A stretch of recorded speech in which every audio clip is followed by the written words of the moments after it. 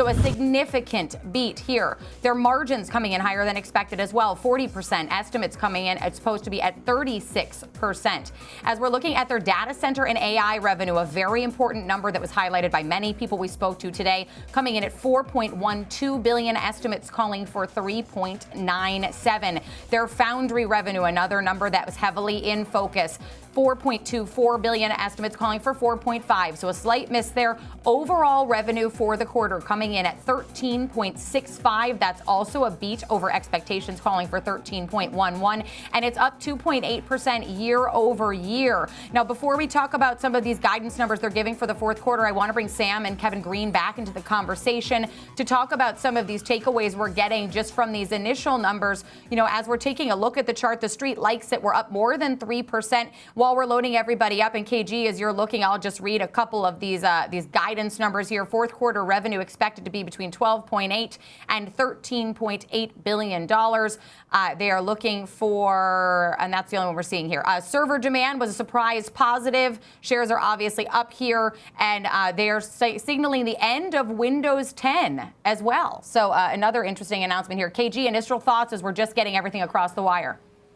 Yeah, look, I mean, the market's really bulled up on Intel. Actually, going into the close, while we were kind of talking, Intel moved up like 1.5%, just ramping up into the close. So obviously, there's a lot of enthusiasm, especially with the U.S. government kind of investing into this space. The numbers for the quarter were actually better than the street's expectations. They look okay. I would say the guidance coming up a little bit light. You know, you could take it with a little bit of a grain of salt. Obviously, the AI portion of their business is really gaining the attention for investors right now, and it seems like the commentary that they are putting out signals that they are still seeing a significant amount of strength there, but you're not really a fan when it comes to the adjusted gross margins coming in lighter than the street's expectations. Also in other areas of their business, maybe coming in a little bit light for the next quarter. But the market's bulled up. It's hard to go against the U.S. government as well. The market was looking for around a 9.1% implied move to the upside or downside. Let's see if we're going to be able to get that right now. And then commentary on the conference call is going to be very interesting to see not only just the core of their business, but also the fabrication side of their business as well, how that's coming along as far as the build out. And a little bit more of these guidance numbers. You mentioned those guidance numbers for the margins coming in at 36.5%, just a slight miss below expectations for 37. Fourth quarter EPS guidance calling for 8 cents, estimates calling for a bit more than 9 cents. So a slight miss there too. Sam, I know you had a lot of conversations today with guests about Intel and expectations. What were some of the things they were highlighting for you, either they were looking for in the numbers or on the call? So analysts were very much focused on the revenue, not so much the earnings. And obviously, this is a very different Intel than we were dealing with, obviously, 3 months ago when it last reported earnings, given that we have, of course, seen these investments and these tie-ups with the likes of Nvidia, SoftBank, and also the U.S. government. What the analysts have been sort of telling me is that the earnings will continue to be challenging moving forward. Obviously, it's going to be very interesting to hear on this call what they say, because we want to hear about the guidance with respect to the foundry business as well. I mean, some have said that really what may sort of cap further upside, while some of the deals that continue to come through will provide some of that, they really do need a big customer, and that's what analysts are looking out for as well. You know, what they're going to say about that, whether they can actually win over any big customers, can they be profitable, certainly with respect to that. But yes, I mean, look, many have been saying that, you know, they're obviously going to continue to see this revenue coming through, but you know, they're more looking towards 2026, 2027, as you know, this company tries to resolve some of the challenges that it's been facing, particularly on that foundry business. I mean, Lip Bhutan said last quarter that you know, they'd got a bit ahead of their skis as well. I mean, we have seen some of those cost-cutting measures too. We want to hear about how some of that is paying off as well. And KG, you know, coming to you as you're now getting a better look at some of these numbers, and also echoing what Sam just said she was hearing today, that revenue is really what's in focus here. Yes, that margin number, a slight miss what they're projecting for the next quarter, also EPS, but revenue coming in right in line with expectations. You know, is that enough of a signal that this turnaround efforts are really gaining momentum at Intel?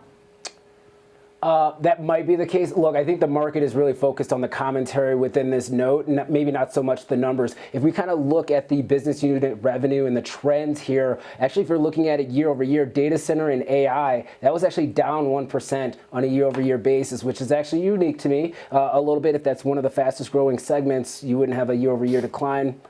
Client computing group, which is their biggest unit, that's up 5% on a year over year basis. Intel Foundry, very small portion, down 2% on a year-over-year basis. So from the segment standpoint, nothing really stands out, I mean, as to like being a remarkable quarter. Obviously, we were able to exceed the street's expectations, but I think it's the commentary around artificial intelligence. They do mention the government in here, the accelerated investment when it comes to SoftBank and Nvidia and some of these other names that are out there. I think that's really driving the price action, because when you look at some of these numbers, they're not great, and the guidance really isn't that great either. But it's hard to fade a name that's at the end of the day, a lot of retail investors have exposure to, especially when you're looking at it from the options front. And I think we'll hear about the conference call. Let's see if this actually holds up here after hours, though. The numbers don't really look impressive, in my opinion.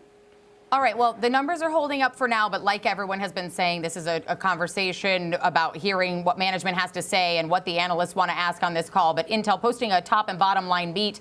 Coming over to Ford now and taking a look at some of the numbers on Ford, trading down about 4% right now. They had a forecast cut here. I want to give you some of the numbers as well. As we're taking a look at EPS coming in at 45 cents, beating estimates for 36 cents. They're also talking about their EBIT, 1.45 billion, 1.2 billion was the expectation there. They initially had a pop, but now they're saying that they are taking a profit hit from a fire at a key supplier. They have a $2 billion hit to their profits at an aluminum plant that was a key supplier of its F-150 pickup truck. So now they're expecting their full year adjusted earnings to be between $6 and $6.5 billion. That's down from as much as $7.5 billion that they had previously projected. So that fire going to have a massive impact here on some of their numbers going forward.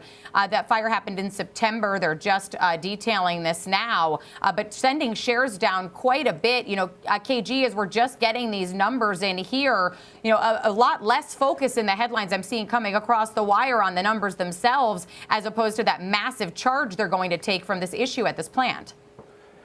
Yeah, I would give it a little bit of a second here. I mean, this plant issue, I believe, happened around, 2 weeks ago, if I'm not mistaken, a week ago, 2 weeks ago. And we do know that they are a major supplier when it comes to Ford, as well as some other automakers, but really when it comes to Ford. And unfortunately, it is going to disrupt their business to the point where they're actually going to have to potentially slow down some of the production at their plants, because they're just not going to have the supply. And so we are going to see a hit. This hit on their EBIT most likely is more aggressive and very conservative compared to what they're actually going to realize. So we might see this kind of getting backed out next quarter, who knows? And let's see where they're going to be able to source a lot of this aluminum moving forward. It's not only just going to be a Ford issue, this will show up in some other businesses as well. In fact, what's actually a very fun fact, there's an aluminum group, if you will, that lobbied in Congress in order to kind of stop the shipment of aluminum cans outside of North America, because this plant actually does have a pretty significant amount of aluminum shortage, if you will. So there's definitely a scramble going on in the metals market just itself in order to alleviate some of the supply constraints and try to help out companies like Ford. So the numbers actually look really good for the quarter. It's just unfortunate that they had this readjustment to the downside that's kind of hitting shares, at least for now. But this should have been priced in for a lot of analysts out there.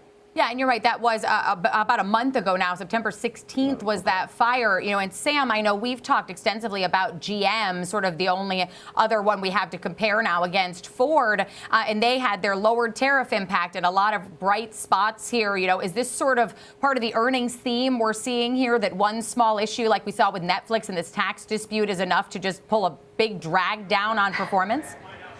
That was exactly what I was thinking about when you look at this issue that seems to be a bit sort of idiosyncratic in nature, because it was a fire that they had flagged. And to Kevin's point there, you know, it should have been sort of largely priced in. I think what has happened here, from my understanding, is that they had expected to actually take a production hit and a hit to profit of about $1 billion. But you just mentioned, Marley, that it was going to be $2 billion as far as a hit hit to profit there. So maybe that's the issue here. It's interesting, as far as the guidance also that you just mentioned, I have been reading a lot of the analysts' expectations in the lead up to this, and there had been some commentary around the fact that they did expect a disappointing piece on guidance, particularly with the Q4 outlook because, of course, the tariff impact as well. They have previously said that the tariff impact was going to be $2.5 billion to $3 billion, remembering that GM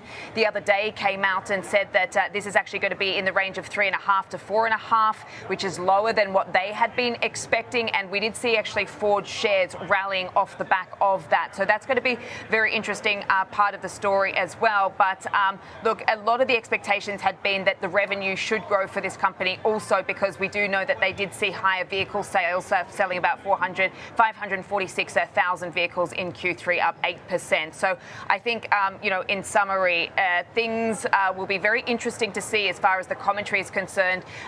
If we do sort of see similar remarks to what we heard from GM, where, maybe there is a little bit of relief, or at least a reduced tariff impact. Let's see.